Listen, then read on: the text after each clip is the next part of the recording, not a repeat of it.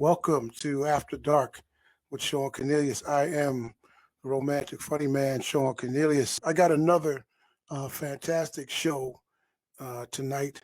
What's good, Smoke? Smoke is in the house. Again, another episode where sit down and talk with one of the cast members or crew members of whatever it takes the movie When Blood Runs Cold. Tonight, it's my guest is a cast member, he's a crew member, he's a co-writer, co-director, co-producer, but we'll get into that. Before we even get going, as always, please go to your share button and share this page as it is. What's up, Joey? How you doing? Share the page so that we can get more and more and more and more people to follow. So far, so good. We've been doing a great job on that. So I appreciate everybody that has come through to support the show. Been having great shows. But tonight's guest, I've known him for quite some time. He's very artistic. He's a writer. He's a producer. He's a director. He's an actor. And he's a whole lot of other things in this industry. He's got several projects that he's worked on and done. He's got a couple of projects that he's working on right now. Hello, April. Good evening. Hey, Katie.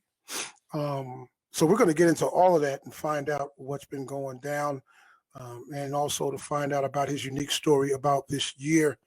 And he just happened to be my partner and his partner in the film, whatever it takes.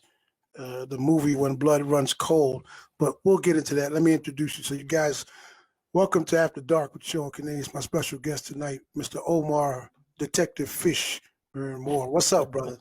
Hey, what's happening? What's happening, y'all? How you doing? Good, man. How's everything? Everything's good, man. You know me, keeping busy, keeping busy. But Yeah. first, before I do anything, we want to give homage and a special shout out and thanks and praises to Mr. Shawn Cornelius for, your hiring of the Bronx Network, having your show Oh, taking thank you, off from brother. there, man. So we want to give it up to you, man. Thank you, man. I appreciate that. I appreciate that. Well, they should see that because you're on there now. Way to kiss up. That was beautiful. That was good. That was beautiful. Mentioning up. No, thank you, man. I really appreciate it. Yeah, because I Yeah, was taking man. classes early in the year and trying to get to this point. Yeah. So I appreciate it, man. Thanks so much. So, this is a regular talk show format, but it's very personal. It's a Mhm. lot of people I've brought on. I know them, and I know you. So it's just going to be our communication, like chit chat, and we'll talk about a lot of things. But for those folks that don't know you, man, tell them where you're from. Where's Omar Moore from? Some of his humble beginnings or his beginnings.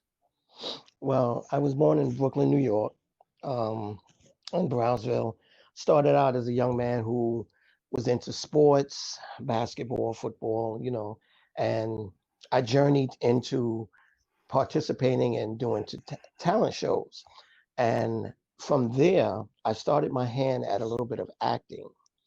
And I noticed how I was drawn to doing acting. And my taste for it kept growing more and more and more each day.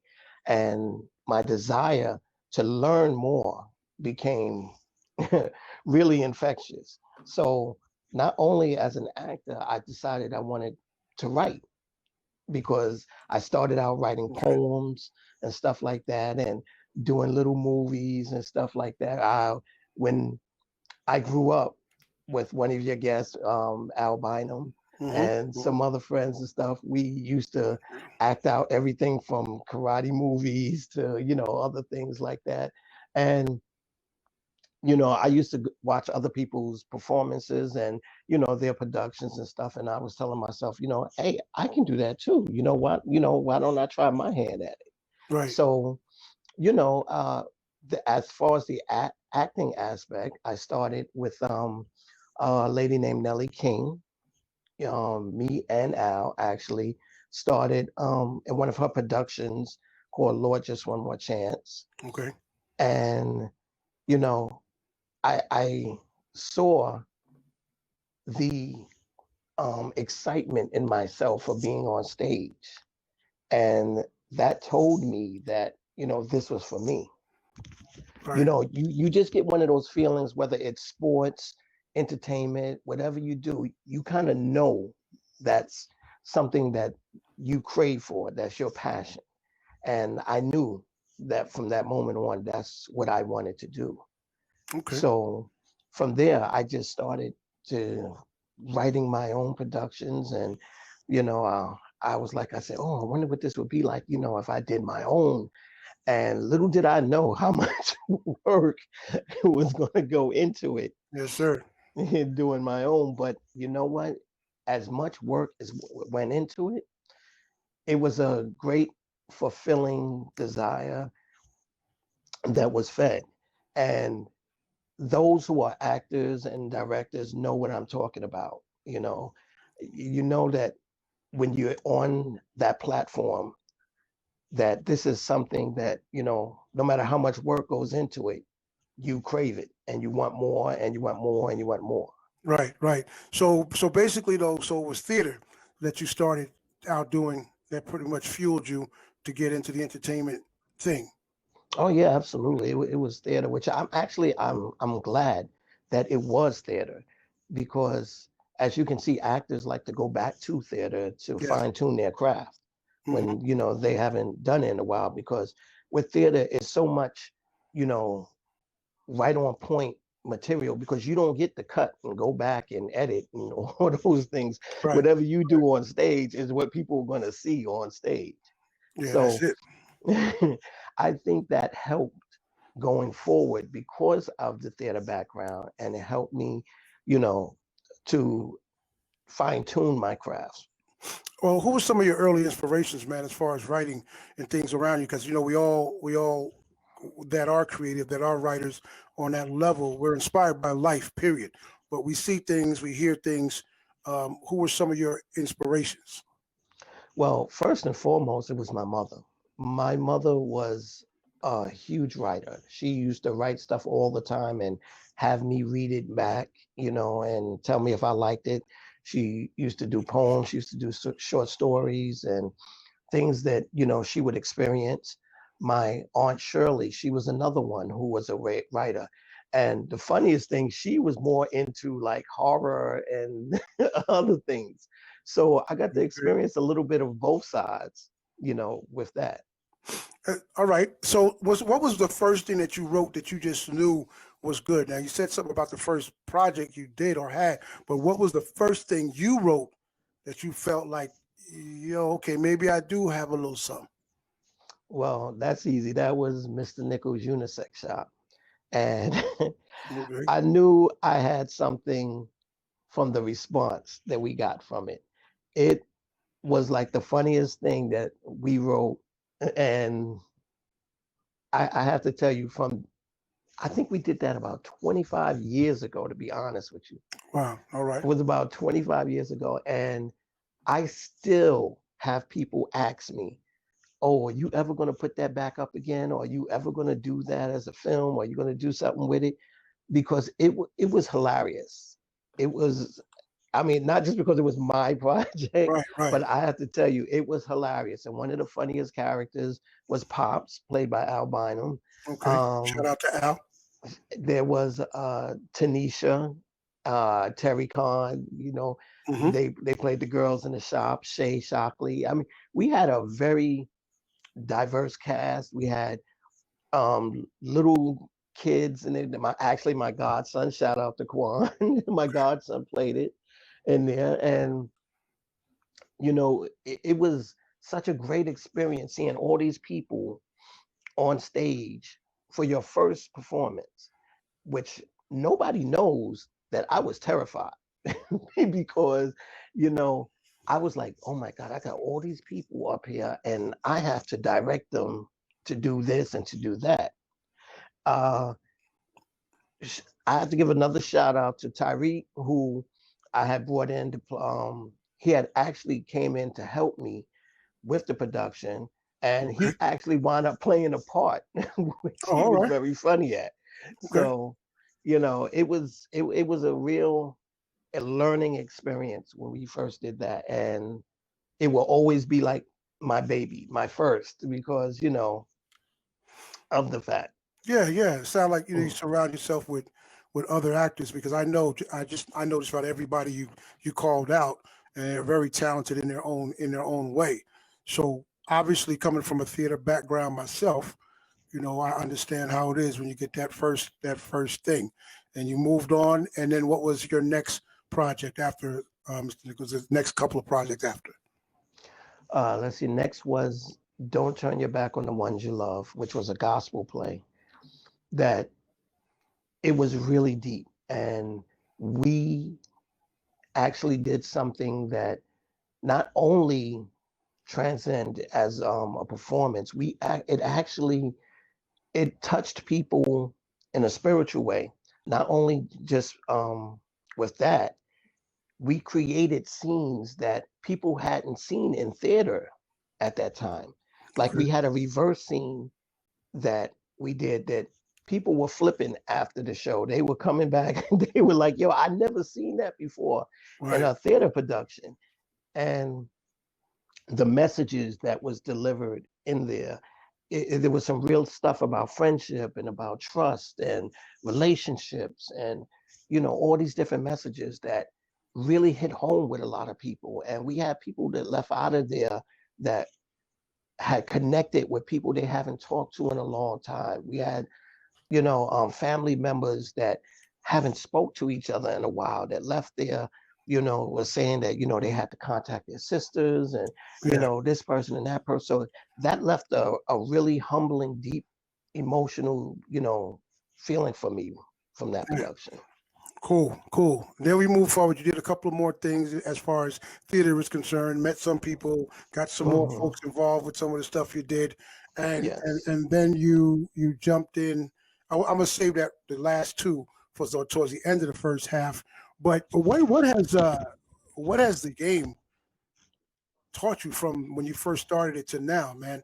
We all should grow from time to time. So what Mm. has starting when you first did your first thing to just up to what you just talked about? Then we'll get to the other two. What would you have you learned about the arts, man?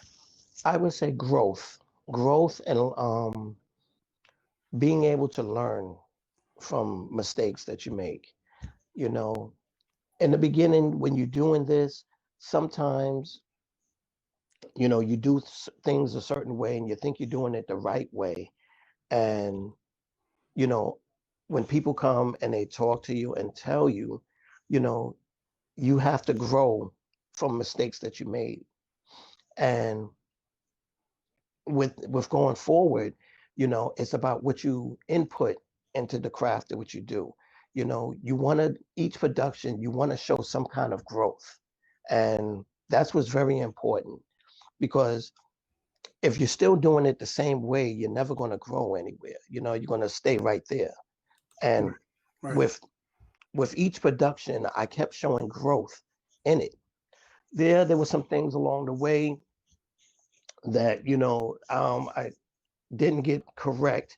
But you know what? Sometimes when you don't know the whole deal about things, the only way you're going to know it is if you ask and learn about it, or if Mhm. somebody helps you and tells you about it.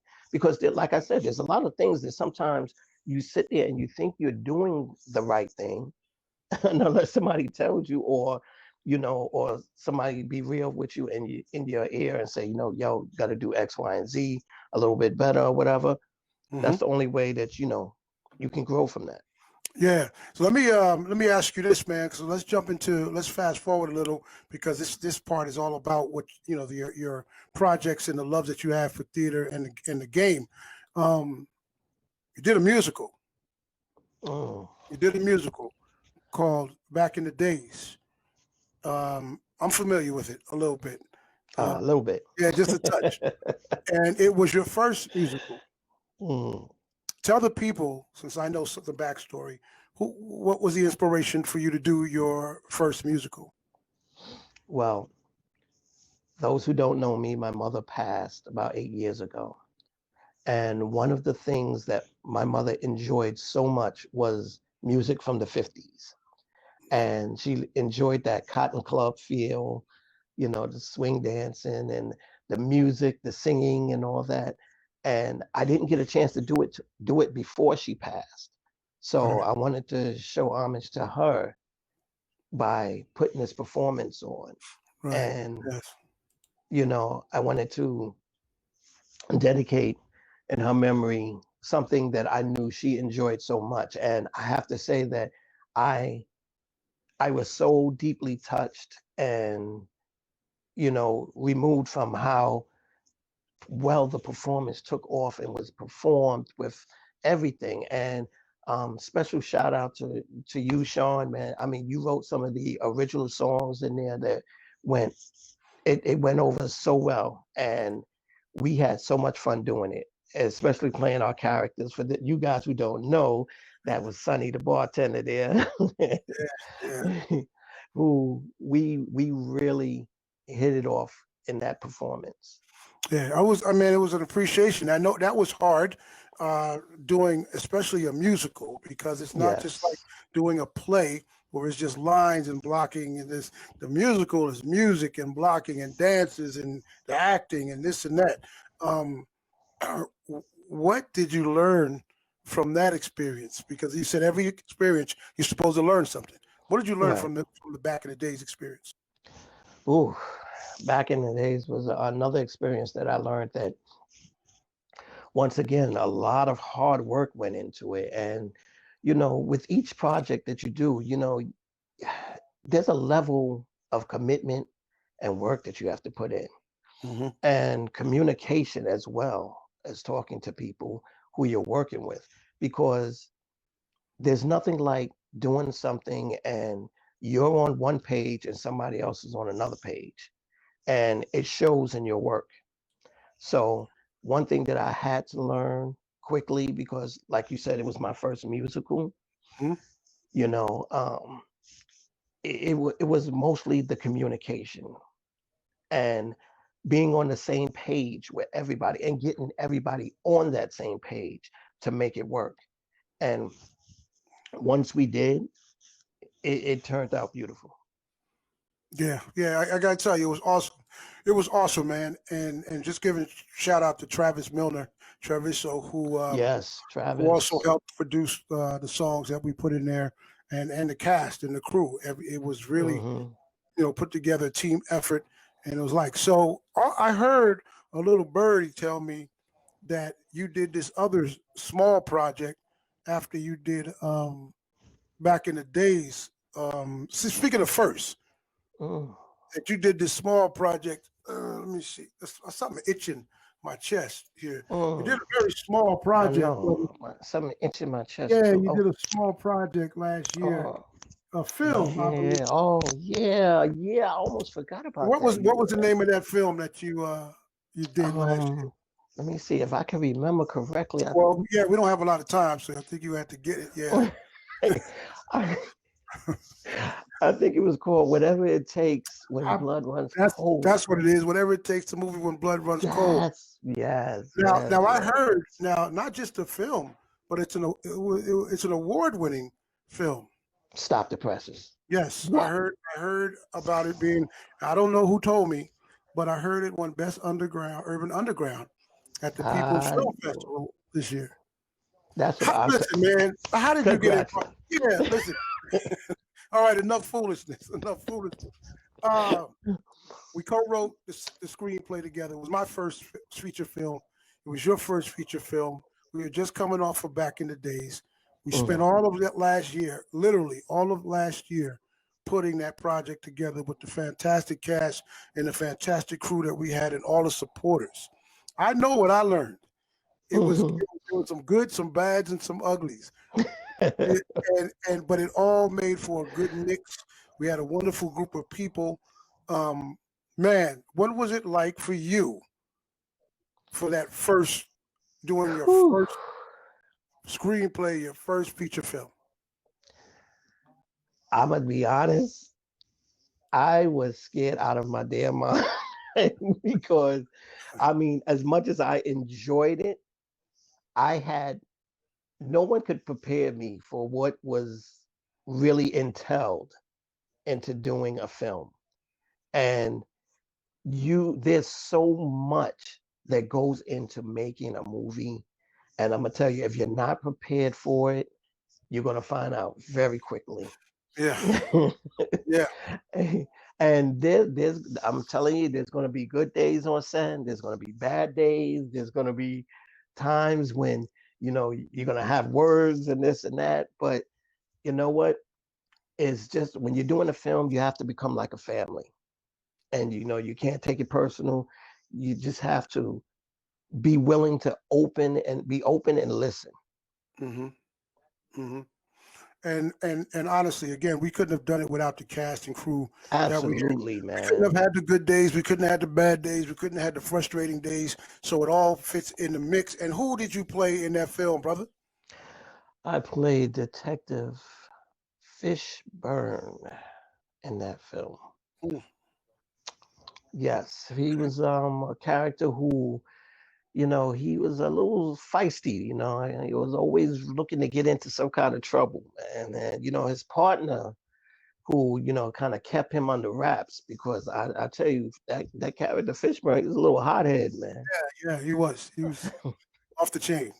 Kept things going.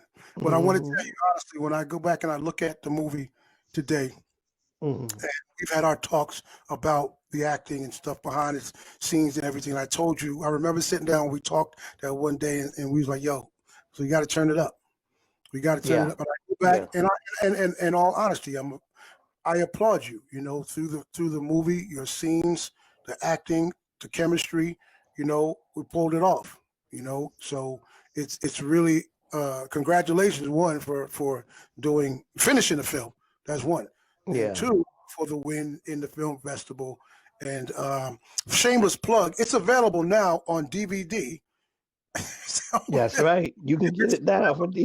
get it now on DVD. Just contact one of us, and there's gonna be some more things You can coming. get it for 19.99 and a fish sandwich. Yeah, basically. So we can make it happen. But it was a wonderful project, and now here we come, 2020, sold out Regal Theater. We our premiere, That was.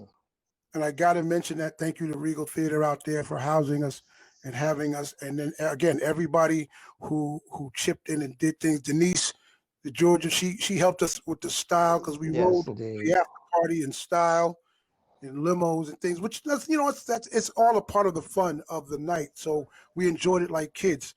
Um, then the pandemic comes. Oh. The pandemic comes, and your story is not unfamiliar to a lot of us. There's a lot of the cast in here watching.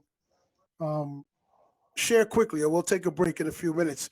The pandemic comes, and it hit you a little bit harder than it hit some of us. So just talk about that for a second.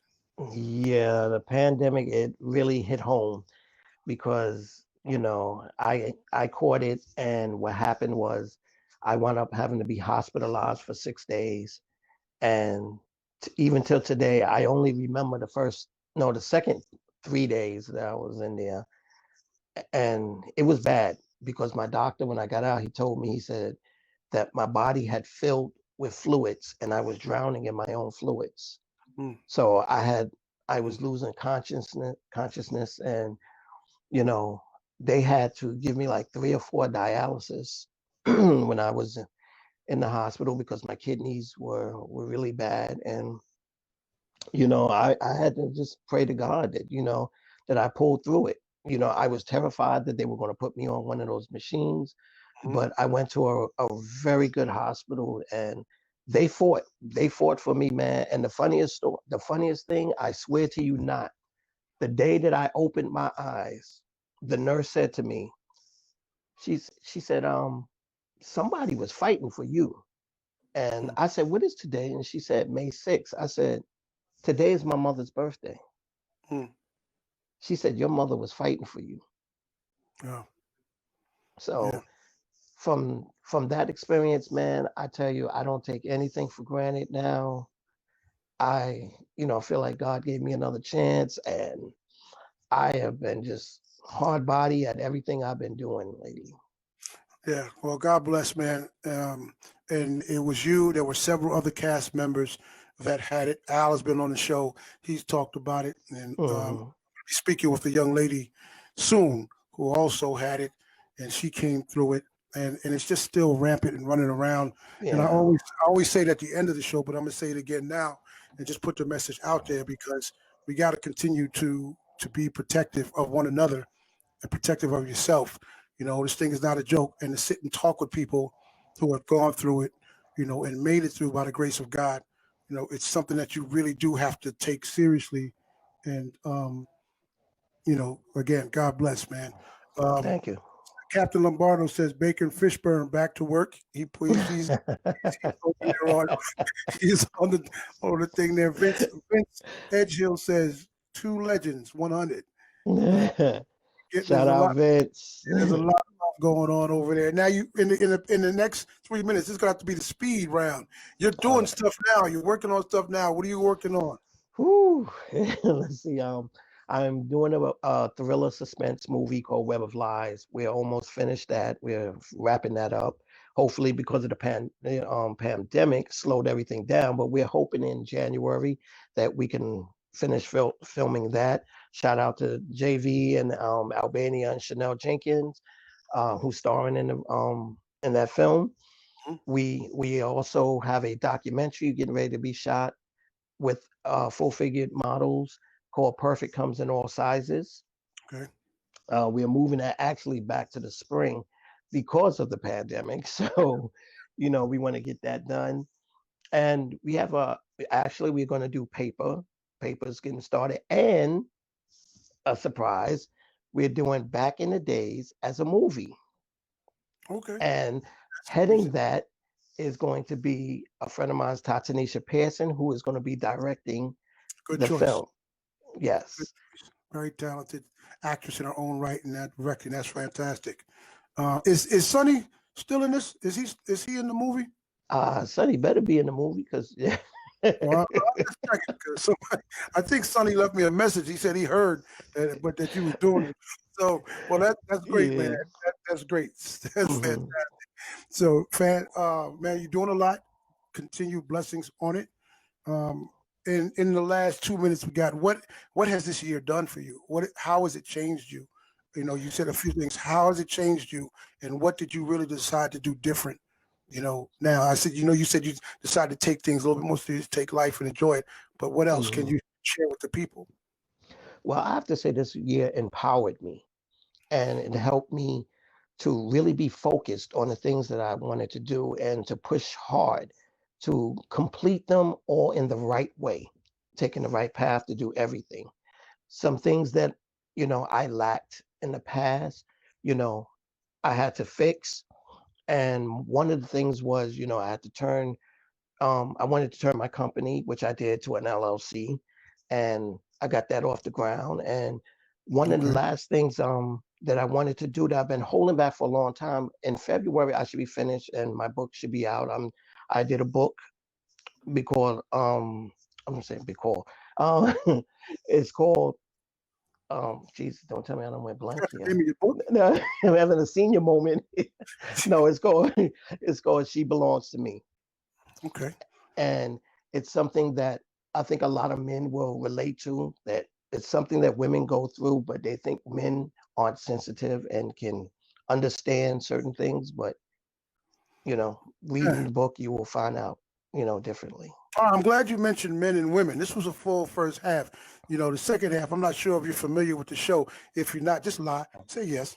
Just say Yeah. yes. Okay. Yeah, okay, Yeah. yeah. So the second half of the show is basically where we take you off this personal love seat and knowing you, and we put you on the romantic funny man's Shawn Cornelius' love seat, which is it can get Okay. kind of warm.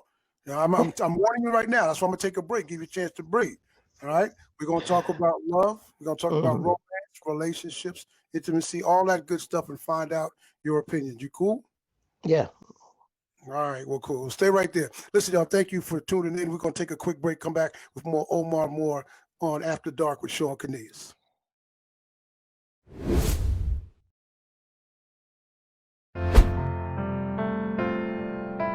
Next time that we talk to them, can you make sure that we're together?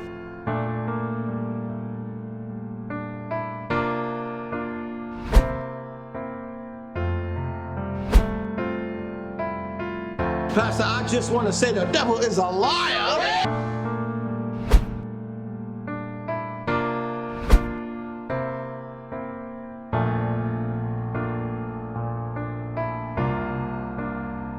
take care of my own hot spot.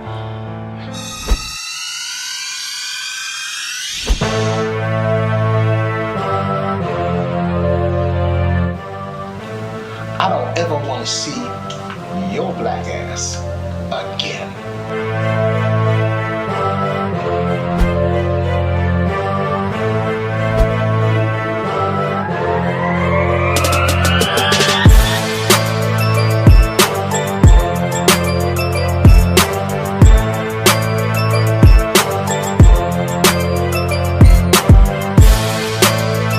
Fellas, I don't really have time for this soul train routine today. Excuse me, detective. Can I get a moment of your time, please? I just want to ask you a couple of questions, that's all.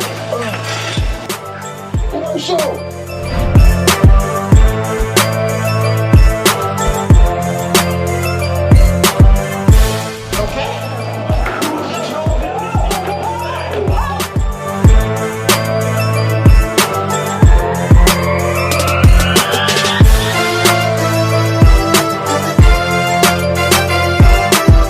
And my name is Willow. You know, for a little person, you talk big shit.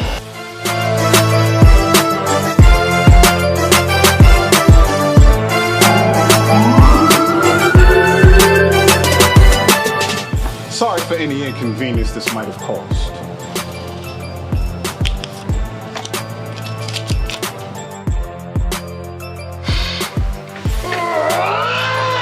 I love you, Daddy.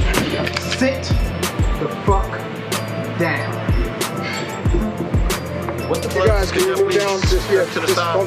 don't grab the tape. Thank you. Thank you. Who the hell are you?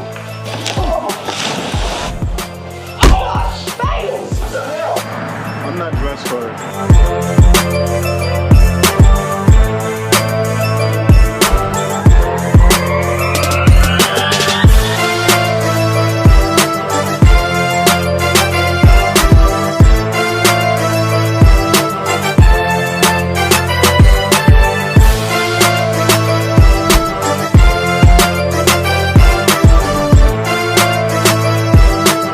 Do whatever it takes to get the job done.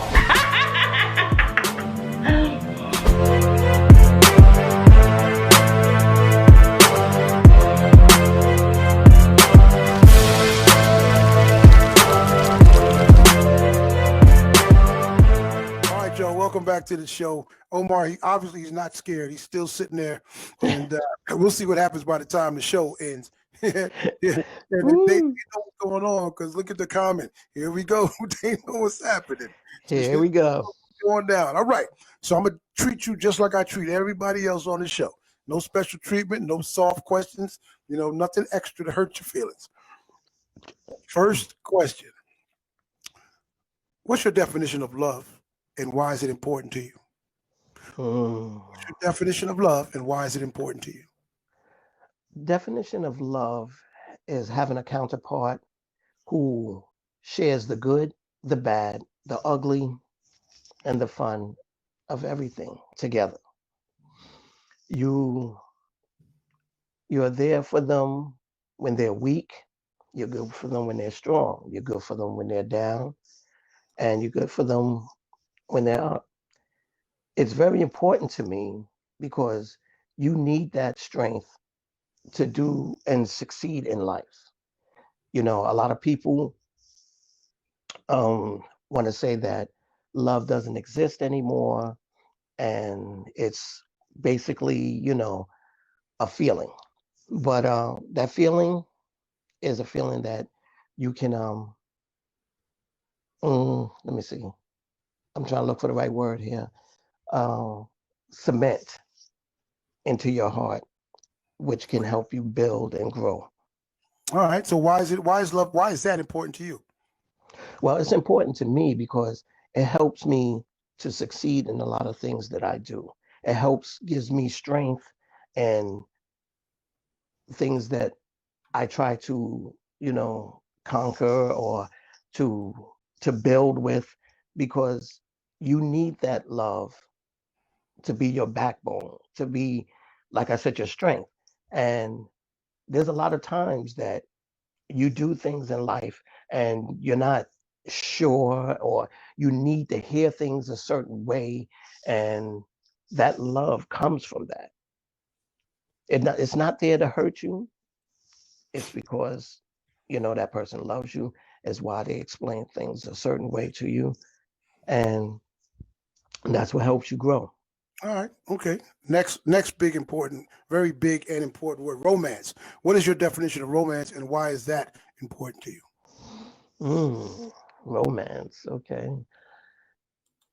In everyone's life, you need romance to fill that void where you have that emptiness.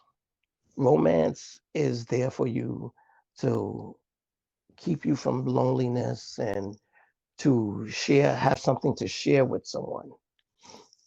It's very important that you share romance in a relationship, because you know what, it's a way to speak to each other so that we can show one another how much we care and how much we love one another. All right. And why is that important to you? Well, it's important to me because it's a stress reliever. It brings, happiness to you and joy in your heart.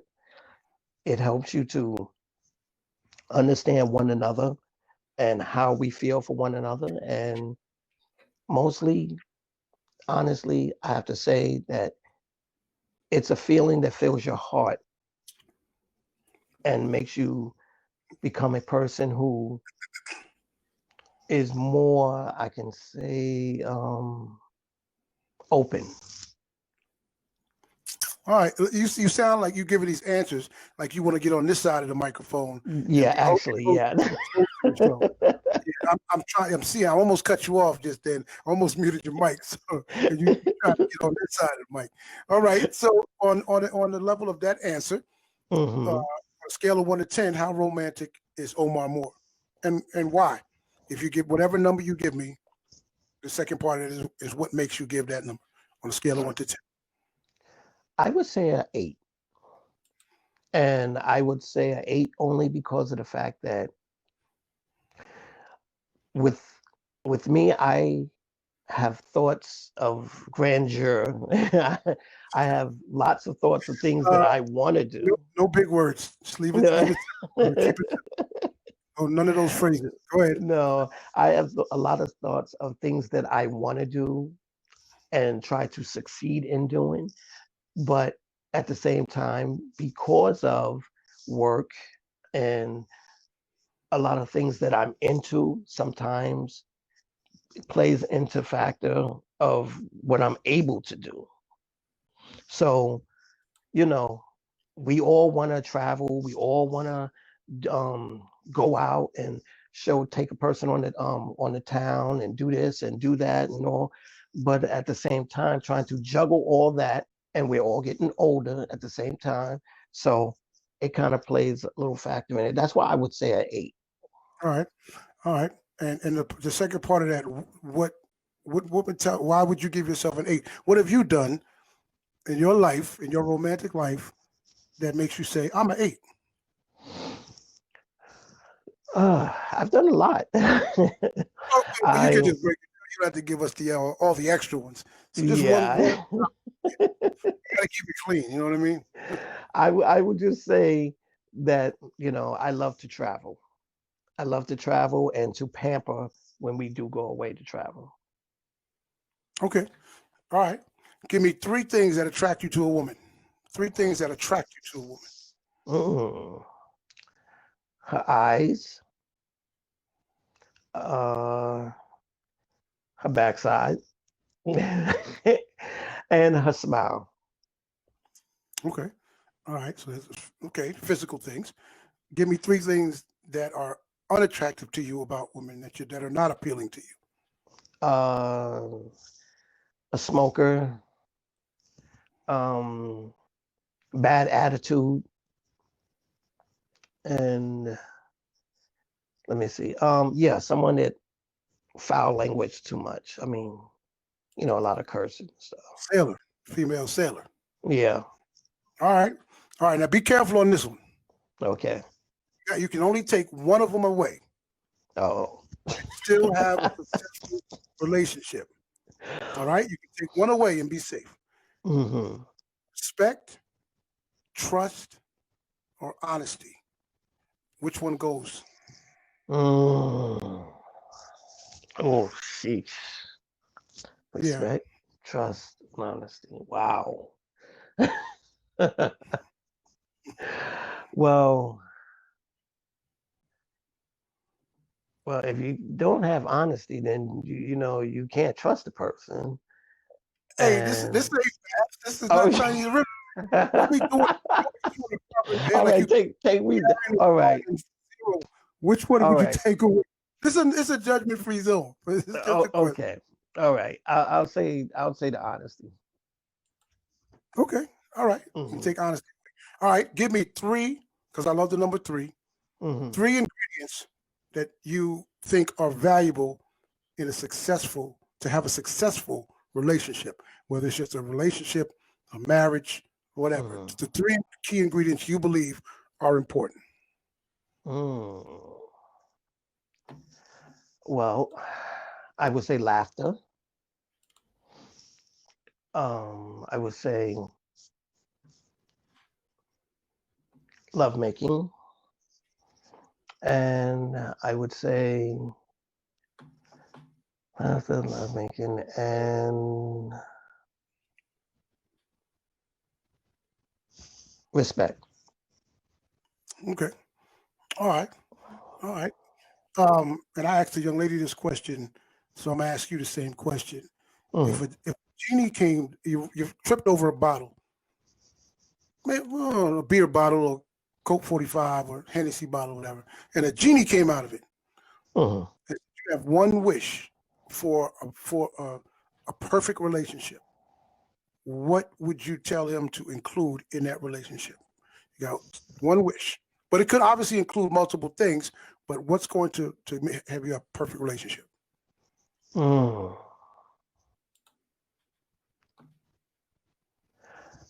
I would say that person I have total faith in.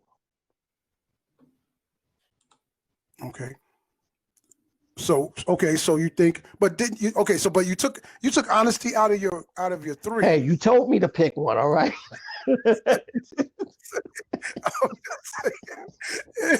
How could a person have total faith in you if you remove honesty from your But that's relationship? why. Because if I took the honesty, then I need the faith back, man.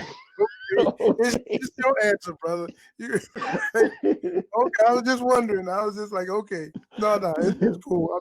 I'm just messing, man. Mm.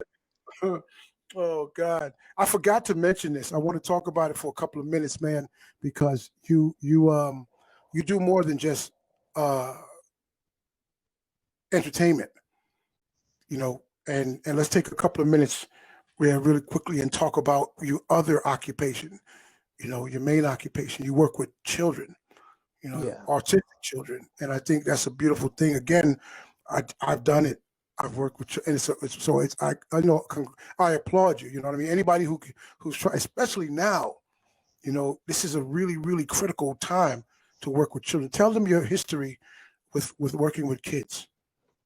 Well, I've been teaching special ed children for 31 years now, and actually coming up close to that retirement now. Yeah, brother, that's 30 or something years. Yeah. Yeah, man. But I tell you, I've been working with special needs children the whole time. I work outside of there with Big Brother, Big Sister programs, but I've basically been working with special needs children. And I have to say, I love them to death. And it's something about them that, that I guess because they're so much more needier. And you push for them because of the fact that people tell you that they can't do certain things, and I refuse to believe that. I'm one of them, and as you as my witness, you see that I try to get them to do plays, fashion shows, all those things like that. And I've done several projects with the children that have left parents teary-eyed, newspaper articles about me and stuff like that, because I always like to implement them in things, because people don't give them a chance because of the fact that they think that they're special needs, that, oh, they're a little bit slower, they may be able to do this. But I tell you, those kids, they never fail to cease to amaze me, man. Right. Well, and that's a great segue into a project that we did together. You called me one Oh, night, yes. interrupted my empire. I was watching Empire. No, but you called me one night and asked me to write a song for a project you were doing. Tell them about that really quickly. Oh, that turned out really nice. I called you one night, and like he said, he was watching Empire, and I was like, "Yo, Shawn, I got this great idea, man. Why don't we do a song for the kids?" I was doing a show for them, and I wanted to do something special. So I figured if we could put a song together, as something that I think not only the kids would enjoy, the parents would love it as well. Right. And Shawn came up with this fantastic song, and we took a couple of the teachers that sang, and we went in the studio and we laid it down, and it was fantastic. I mean, he was there. He could tell you there was like not one dry eye Yeah. in in there. People were awesome. crying and It- everything. Yeah, the song was called "I'm Happy," and Yes. it was a really touching piece, not just because I wrote it or anything, but the inspiration. And when he called me that night, it took me about 20 minutes to write it because of the inspiration. Because I've worked with children too. I work with special needs kids and able-bodied and things on that level. So it was a place that I'm familiar with. And yeah, if he was doing a fashion show, which also was awesome because you're talking about special needs children, and Dee says they have special abilities, not disabilities, which is correct. Again, and that's what the song really basically said. I'm happy. I'm just like you. Why you know what I'm saying? Right. Maybe I'm normal and you might not be as normal. And it's a really, really it was cool for me to be there. You did it 2 days, we did it, and you're right. Not a dry eye. It was awesome, and we moved on from that. But I wanted to talk about that really quickly because it just popped back, because that's a very important part of your world. So now we go back to the other stuff. We had that was like a little commercial break, really quick. Oh, okay. We stay on the kids though. No, we ain't still on the kid. I can't talk about the kids and this stuff in the same segment. Or the next same sentence. That would be kind of bad. Look, we wear these badges, but they're fake. We don't want the real ones to pop up. So, Mhm. in your relationship life, Mhm. we know that physical is important. Physical intimacy is important. Give me a percentage of how important it is to Omar Moore while he's in his relationships. Oh my gosh, don't put me. 75 to 80%.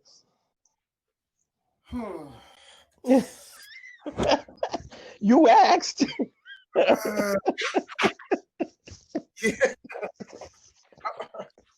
I'm gonna give you time to improve that number. Yeah. I think you I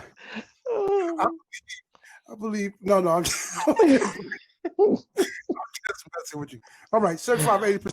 Because it could be, again, it's all subjective. Right, but it doesn't necessarily have to be sex. I mean, it could just be intimacy, No, not for this question. Okay. This it has to be physical intimacy. Oh, okay. Physical, because when I have conversations with females and men too, we all know that sex is not the most important thing. Right. But it is important. Mm-hmm. So, when you say, or when someone says, some people have said 10%, some people have said 50, some people said 100%. Yeah. So on that level, so it's an important part of the relationship, but we know that's not the major thing. You know what I mean? So yeah, all right. I'll let you off that question, man. No problem. You're trying to slide. I actually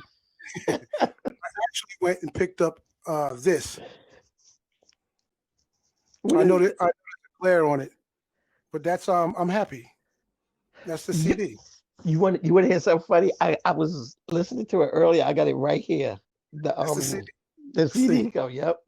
it's a shameless plug while we doing things, while we talk about stuff. So, but it's all good. All right. So, um, if you could write a love scene for yourself, since you're a writer, hmm and you could write a love scene in one of your films or a play, who would be your female, your lady? My leading And lady. to keep you safe, we'll say celebrity. Yeah. To be I safe, would, yeah. Fa- I would. cele- Wow. Such a broad question. yeah, no, I'll say Sanaa Lathan. that's a good one. Mm-hmm. Yeah, that's a good one. You can ask her after she finished doing mine, but yeah, that's a Oh, good one. So, so it's all good. Okay. All right. So yeah, I haven't really given you any hard ones, bro. I don't That's think good. I That's don't good. That's all right. Just stay on that path. Man. think it's the snow cooling me off a little bit because usually I heat it up in here. But Yeah, man. That's the snow, man. It's coming down heavy. So, it could black out any minute. So, yeah, you want to leave it like that, yeah. What are your romantic goals, man? What are your love goals? What are your yeah? Because see, women like to hear, and even because maybe you can give some guys some, maybe it'll shake some of them up. hmm Well, my romantic goals. See, I'm the type of person that loves to cook and to pamper, as like if someone comes from work, we laying sitting across the couch, I would tell her put her legs up, let me massage her legs or whatever after a hard day of work, cook dinner and, shall I watch something together before, I do a little bit of work or whatever and, top the evening off with All right, whatever comes from that. I'm gonna take that because I want you to answer two more quick ones before we do our game. What Mhm. advice would you give women about men, Um, what women? or basically how to deal with men? Oh, you putting me on a Steve Harvey thing here. Okay. It was too easy. Now, um, listen, listen to men, because a lot of times women don't listen to us because they think we don't, technically, well, we do say a lot of foolish shit. Excuse me, but we do say a lot. Pardon me. we say a lot of foolish stuff, but a lot of times that we are speaking to you, we are saying certain things, and you guys don't listen. So Mhm. my advice would be to listen more to the man. Okay. All right. What advice would you give men? Relationship advice would you give men? Um, don't listen. Now, let me stop. No. Go ahead, let me get you close up so they can see your face again. Say that again. Go ahead. No. I would have to say that, yeah, we definitely have to pay more attention to what women want, because they tell us because a lot of times women will tell you this, that I don't feel I should have to tell you this. You should know. By me doing this, you should know that. So that happens a lot. So we have to learn our women and learn certain things that they're telling us from body language, things that they say, all these different things, because women are hard, man. Women are tricky. I'm telling you, they are Don't try hard. to get me to agree with you, bro. I'm listening. I see you trying to. Yeah, I know. I see You're you do the half shake. Yeah, brother, you on your own on this one. Okay, yeah. that's good advice, man. That's good advice. Now, and really quickly, and then we'll play our game, man. The book again. What's the name Yeah. of the book? What is the book about? She belongs to me. And again, what is it about? It's about A long time ago, my mother had a little girl that she adopted, and I never had any intentions on being close to the little girl. And all my friends, they thought it was my daughter because I had the little girl with me everywhere. And you know what? When they came to take her, it was a heartbreaking thing. I'm telling you, I was so messed up from it that I mean, I literally had to talk to somebody because I was so messed up because I felt she was mine. Right. And when they took her, it was the most heart-wrenching thing that could ever happen. And I feel for all these women that go through that, whether it's a loss of a child, adoption. That's why Shamika Booker, who wrote the book, Yes. Yeah. you know, We had what she did, we yeah. had on. And you know, me and her, we talked about it, and you know, it's really a really deep thing. And what I wanted to stress in the book is that men, we go through it too, because a lot of times they think we are disconnected because of the fact that we don't bear the child or we're not as connected to the child, but it all depends on the person. Right. Right. And I had a very deep connection with the little girl. All right, cool. Shamika said, no, we aren't. She was going back to when you said women or whatever. I think you said difficult on some kind of level. Oh, And I sure wouldn't. I mean, let me clean it up for him, but I ain't going to change the answer. Some of you, yes, you are. Some of, hold on. Some of you, yes, you are. So, all right, old man, let's have a little bit more fun before we close this thing out. I got a game called Favorite Sevens. I'm just going to say something, and you give me your favorite, all right? And then maybe I'll let you off the love seat. Favorite food? Steak. Favorite song of all time? Prince. I was Purple Rain. Favorite movie of all time? Yeah. No. I just said that. No, you didn't say movie. Song. So, oh yeah. All right. So, yeah, maybe you'll give me say movie. Favorite movie of all time? Face Off. All right. Favorite book you've ever read? Hey, Mika. Yeah, to make Shamika.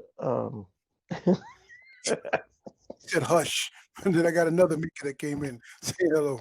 Your favorite book you've ever read? Oh gosh. Skip that one. We'll come back to that one. There's no pass button. I don't care if it's the newspaper, brother. I know you want to get behind this mic, but I got this. Favorite favorite book you've ever read, even if it's a Dr. Seuss. Okay, book, right? Secret Confessions. Okay, all right, whatever. Favorite vacation spot? Aruba. Okay. Favorite all-time TV show? Oh, Jesus Christ. That Queen of the South. All right, okay, that was a good series. All right, I saw that. All right, cool. And favorite time of the day for lovemaking? Valentine's. No, man. Favorite time of the day? Oh, I thought you said holiday. I'm the back of that. You know, Valentine's on the clock.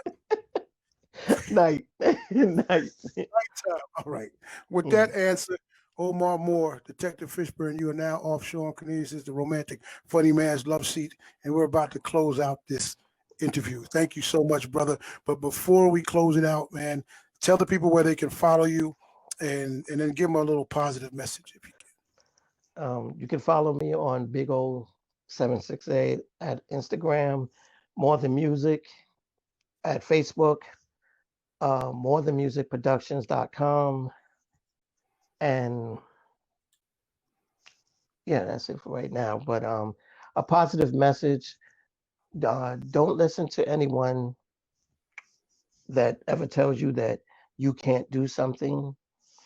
Know in your heart what it is that you want to do and strive for it.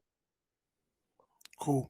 Hey, man, I appreciate you coming through, stopping by. I wish you nothing but continued blessings and success in everything that's coming your way. Continue to be safe And maybe we'll get you back in here after you release some of those other projects, man. Yes, definitely, definitely. I want to give a shout out to Joyce, my lady. I know she's listening. All right. Reason why I know, because I can hear her upstairs. Hey, Joyce, yeah. They're always listening. They're always, hey, I don't even have anybody. I know she's listening at this moment. Uh-huh. Okay, good shout out, man. Well, folks, that's it. This wraps up for another episode of After Dark with Shawn Cornelius. And as I always say in parting, please go with God in your heart. Have a peace of mind. Have a wonderful, wonderful tomorrow. And if you haven't learned anything from this show, I always say it. I put it up there all the time. Please wear your mask. Please social distance. Please wash yourself. Hygiene. If you're not going to do it for me, do it for yourself. Do it for me. Do it for Omar. You know what I mean? And I appreciate you, man, talking about the situation. And hopefully we help some people tonight. So from Lula Mae and Cornelius's baby boy, I'm Shawn Cornelius. Thank you so much for coming through. Good night. God bless you. Catch you around the corner. Thank you, O. Peace, brother. No doubt.